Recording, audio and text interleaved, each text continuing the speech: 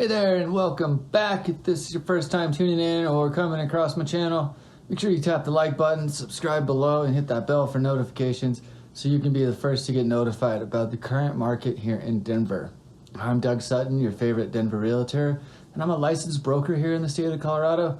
Love making these videos to show you different parts of the Denver metro every week, but I'd love even more to help you out with your real estate needs. So if you're thinking about making a move in 9 days or 90 days, be sure to reach out, give me a call, shoot me a text, or send me an email. I'd be happy to help you make a smooth move here in Denver. All right, now, would it even be a real estate channel if I didn't do things that you should know about if you're moving to Denver, Colorado? So, of course, today I wanted to come up and share with you a list of things that you should know about if you are moving to Denver, Colorado. So here we go. Denver has been one of the country's fastest growing big cities in recent years. It's really easy to see why. Located along the Rocky Mountains in the Front Range, the Mile High City is surrounded by beautiful scenery and has direct access to some of the best skiing and mountain climbing in the world, with strong job and income growth in recent years. Plus, it's home to the 2016 Super Bowl champions, the Broncos. So here are a few things to consider if you're thinking about moving to Denver. All right, so Denver taxes. Colorado has low property taxes and a flat income tax rate of 4.5%. Colorado state sales tax is one of the lowest in the country out of the states with sales tax, but the city and county taxes could mean you end up paying more. Next thing is choose your neighborhood wisely. Denver has lots of different neighborhoods. They all have their own vibe and personality, like Cap Hill is an electric and lively area.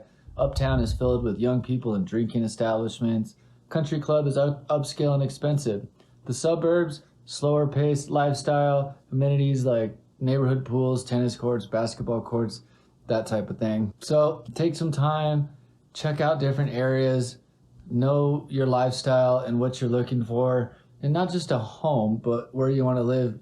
And so that way you make the right decision and you don't want to move in 12 months because you're not happy that you should have been in the suburbs and you picked a home in the city. So something to think about. Next thing up, kind of obvious but worth mentioning, is the weather. It's almost too nice here. Denver gets 300 annual days of sunshine each year. Though the city gets over 50 inches of snow every year, this often falls in big storms and rarely sticks around. Springtime is beautiful in Denver. Summers are hot, but they're not humid.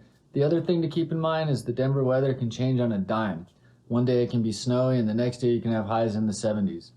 Because of the altitude, temperatures can rise or fall by about 40 degrees or more in really a number of hours. So kind of some big temperature swings. Be really hot one day and then the sun comes down and you want to go grab a hoodie and put your sweatshirt on because you might be cold if you're out late. Another thing you should know about is there's tons of parks. The city has a ton of lovely parks. You got Wash Park, one of the favorite locals' favorites because of its trails, the flower garden. City Park's the largest park with 330 acres. Confluence Park, it's really cool. It's right along the Platte River. You see a lot of kayakers out there. It's right down the trail. It's really a cool, unique park. Great for picnics if you're into that sort of thing. Those are the most well-known parks in the Denver metro area, but there are lots of other smaller neighborhood parks as well. In fact, within the city limits of Denver, the park system has over 200 separate parks. So chances are you're going to live next to a park, which is great. And there's also lots of dog parks too. Off-leash dog parks. You can get your dog out there, socialize with the other animals. Lots of opportunities for outdoors parks. Wash Park and City Park are packed on the weekends, Saturdays and Sundays. Tough to find a spot. They're all usually got volleyball nets up everywhere. So if you're into volleyball, check it out. Next thing worth mentioning, kind of obvious too, is the elevation can take some adjustment. The air is really thinner up here in Denver. It will take you a few days for your body to adjust to the lower oxygen levels. But even after you've been in Denver for a few months or years, you may notice the effects of altitude when you're climbing the staircase or going for a run. Likewise, with alcohol, will have a greater effect on your body. You will get drunker a little bit quicker than you're used to at sea level. You also have to cook your pasta for a little extra time as the water has a lower boiling point here at higher altitude. Next thing up here is Broncos first, Rockies, Avalanche, and Nuggets second. Denverites love their sports teams, but especially love the Broncos, even before winning the 2016 Super Bowl.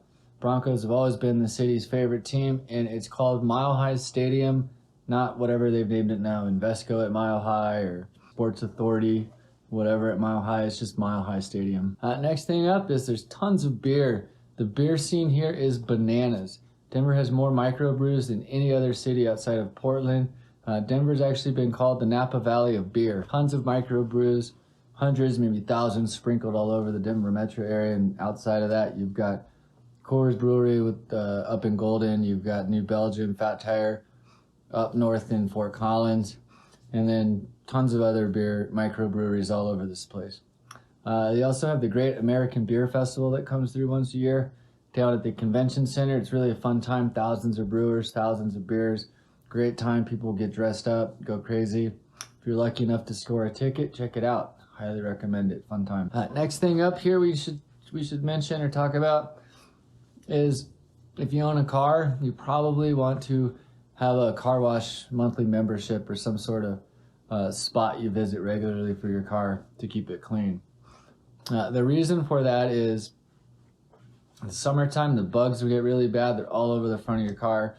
And then in the wintertime, the plows squirt down all this magnesium chloride to help keep the roads from getting icy. And that's some really nasty stuff. So you will want to have a car wash membership to help keep your car clean, free of the bugs, and get all that mag chloride off so it doesn't rust underneath your car and cause more problems. Plus, you have a nice clean car. The next thing up here we should talk about is bring your chapstick and sunscreen.